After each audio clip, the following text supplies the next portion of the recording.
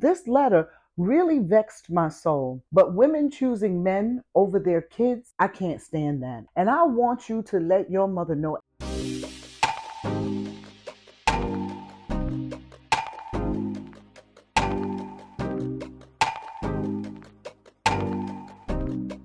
Hey everyone, it's Monica May with Let's Spill the Tea. I promised to tell you why we call it Let's Spill the Tea. You know, I don't do a lot of tea drinking, but I do know that the tea means telling stories, telling fabricated lies. Our grandmothers used to sit on the porch and they used to sip tea, dip snuff, do all kinds of things. They used to gossip. The girls today have the tea on the celebrities or the tea on this boy or that girl. And that's what made me say, you know what?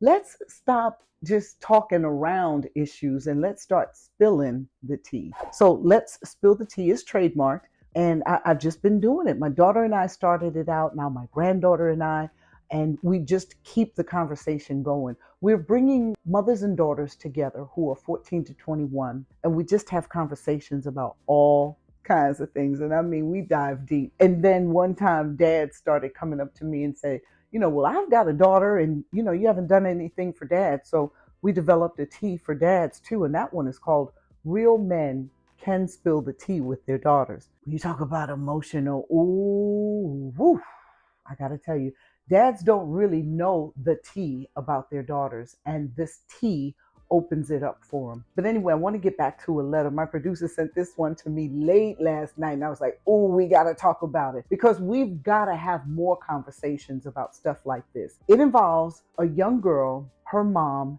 and a man. Now, she doesn't imply that there was any kind of sexual innuendo in there. So that's off the table, and that's a good thing. But women choosing men over their kids, I can't stand that. And I'm going to tell you why. When God gives a woman the ability to bring a child into this world, that is the closest a woman ever comes to death. Delivering a child is the closest a woman comes to dying, okay? It's not just the excruciating pain, it's the channeling, it's getting a child out of a body. That is the closest you'll ever come to death. There are so many things that can go wrong.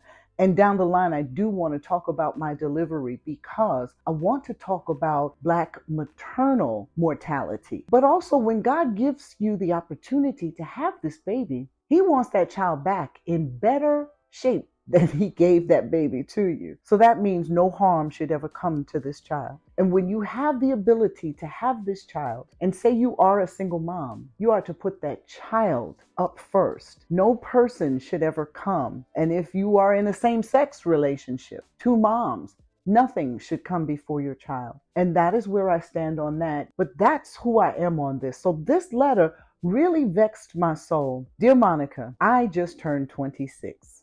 I've not spoken to my mom in over 10 years. She kicked me out when I was 16 years old because the man that she was with did not like me. So I didn't argue, and I went out on my own at 16 years old. I met a young woman that I interviewed a couple of months ago that has a high-powered job now here in Orlando. Her mom did the same thing to her and kicked her out. It vexed me. She recently, meaning the mom recently, reached out to her wanting to talk. She doesn't know how to respond at this point. She says, at the time I was so young and hurt by what she did.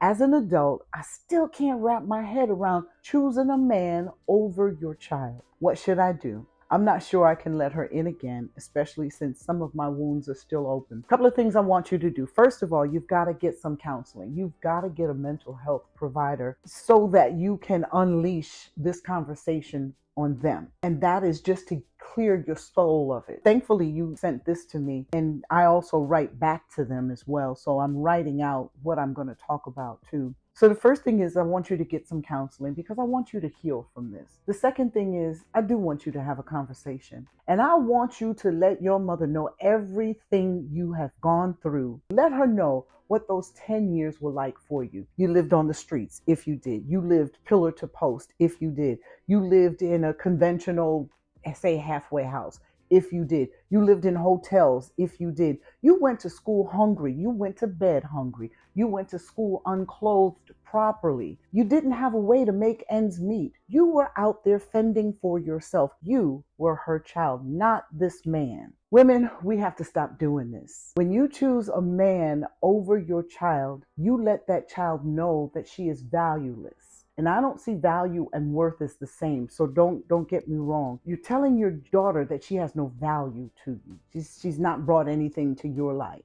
Imagine that feeling.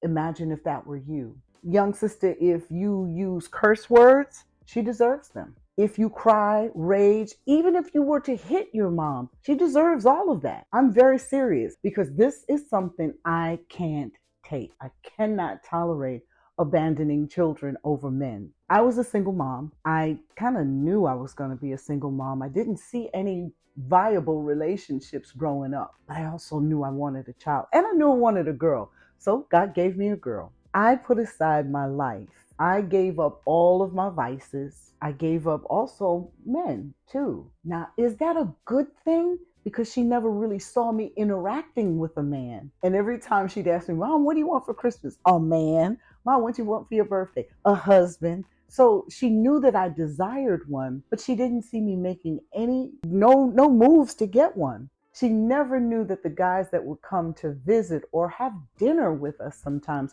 I always introduced them as friends. And it was such a light relationship, a light, friendly time, laughter. It was nothing where it was no intimacy shown. So I don't know if that's the best way to handle that, but I didn't want to bring a string of men around my daughter. So to choose one man and to put my daughter aside, my child, I can't fathom that. I don't see how you can be blessed behind that. You won't be blessed behind that. You can't bless that union between you and that man.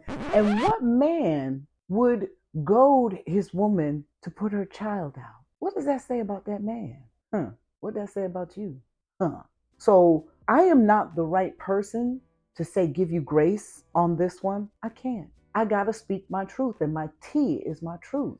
I despise women that do this. I despise women that uproot their children, pillar to post. I don't like that. When God gives you a child, He expects you to raise that child. He expects you to put you aside and live for that child. That's just me. Because when He gets that baby back, He wants that baby in just as good or better shape than He gave her to you. So little sister, you have every right to be angry, but don't block your blessings. Get this off your chest with a counselor and go ahead and have that meeting with your mom face to face.